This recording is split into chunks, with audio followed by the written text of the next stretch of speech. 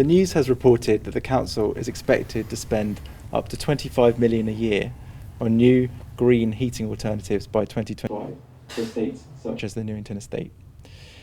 How would you ensure that these are viable, cost-effective, reliable, and solve the decades-long heating problems in some of these estates?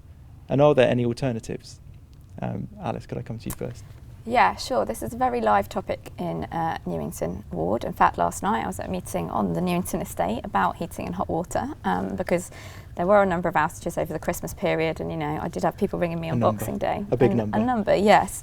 And as a local as councillor, I'm there to advocate for residents, which is exactly what I've been doing. See, these are district heating systems that have been there for a long time and do need upgrading, and we have committed 25 million a year, 350 million of investment within them. They've been doing it for years. Honestly, every bit of this estate has been taken up at some point.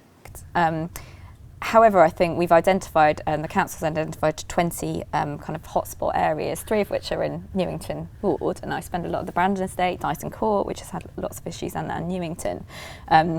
And I think it's, I do get really frustrated with this because it does need a lot of investment, and we have committed that, but it does need also, and I'm sure we'll come on to this, in terms I'm sure you get frustrated, but you're not showing it. Sorry, it's just, I don't know. Why ain't got to no one got no balls and stand up and say, look, hold up a minute, let's do this then, because they don't do it. They don't. Well, since December. 30 years I've lived here. 30. Near the end of December, I started to write down when she didn't have any heating or hot water. Yeah. And so far, like up to yesterday, it's about a month. It's over 30 days. But I've lived here 30 years, and it's happened every single winter. But we just done that now. We started it then because it was getting ridiculous. Yeah. So there's a month really where you've had no hot water or heating. And even now, and believe me, if she runs a bath, she gets 3 inches of water, hot water, and then it goes cold. It's horrible. It feels like outside is warmer than the actual homes. A lot of what I've heard as well is compensation actually being difficult to get hold of from the council, despite outages with these district heating systems. Yeah, so we actually introduced a new compensation policy last year. So it's £3 a day for any outages over 24 hours, which is reimbursed automatically into service accounts. So that's on a quarterly basis. I do think we need to kind of publicise this a bit more so people know. Publicise what? I think probably people don't realise it, and The automatic payments. Don't necessarily. So compensation payments. Going into your Some of the leaseholders are still waiting for their compensation. Yeah. £3 a day, believe it. And there is advocacy for extra compensation on top when that is needed. We got extra compensation for residents. We have done that precisely because there wasn't a clear policy around it.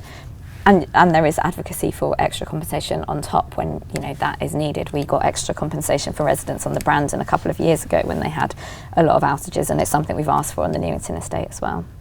Yeah, and that I acknowledge that she did actually push through that, but they're still waiting. Needed.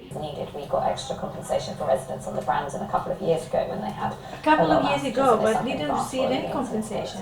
When was that? Graham, is it acceptable, as a council tenant yourself, you pay rent to the council, your landlord, and you don't get this kind of basic service? Is that acceptable? There's always going to be a problem with those sort of big ticket items, the communal housing systems. I won't say they're designed to fail, but how big is the Newington estate? Yeah, it's about 400. Yeah, okay. So you've got like 400 homes relying on one system. Those sort of big ticket items really kind of scare me because one pump trips out or something breaks down, and then all of a sudden you've got 400 people who've got your phone number who just, where's my heating? Where's my heating? Yeah, okay. So you've got like 400 homes relying on. I've got 500 thingies on my phone to say, oh, I am sorry that we've got no hot water or heating at your address, but we're doing our very best to get it done. The Newington estate's right next to where I live, so I can see I saw the piles getting pushed into the ground. I think the water comes out at 14 degrees. The geothermal heats it up. So it's a great use of I think what's renewable energy. I don't think you're likely to cool down the groundwater and in the Thames Basin. So it's probably there for generations. So yeah, it's a great use of geothermal. If I'd be better off having a bath down there than up here. God. Claire, can I come to you? Yeah, sure. So, I mean, it's very exciting. It's very heartening, I think, to me to know that that this is something that Southwark Council are planning to do. Obviously, it's been a pillar of green policy for a number of years, and increasingly important with rising fuel prices and fuel poverty, and people having to make choices about whether they're heating their homes or eating, and so on. So that's very exciting, and heat pumps are an extremely efficient way of heating, as is heating communally rather than individually, even if you do sometimes waste the electricity, the heat if it goes out the window. So I mean that's all really fantastic.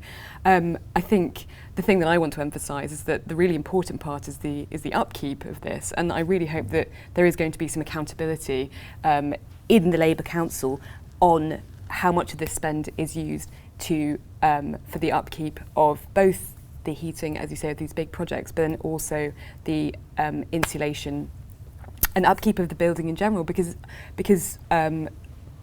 I think I feel in the green policy is that all renovations, particularly exterior renovations, should be with an eye to fuel efficiency. And that's something that I would be very interested in advocating for, and I hope that a lot of that some of this enormous amount of money that is being, which is wonderful that it's being spent, is going to be allocated in that way. Something that I would be very interested. Accountability is a good thing if it can be pulled up. But enormous amount of money that is being. People are trying to evade accountability, I think. They're talking loads of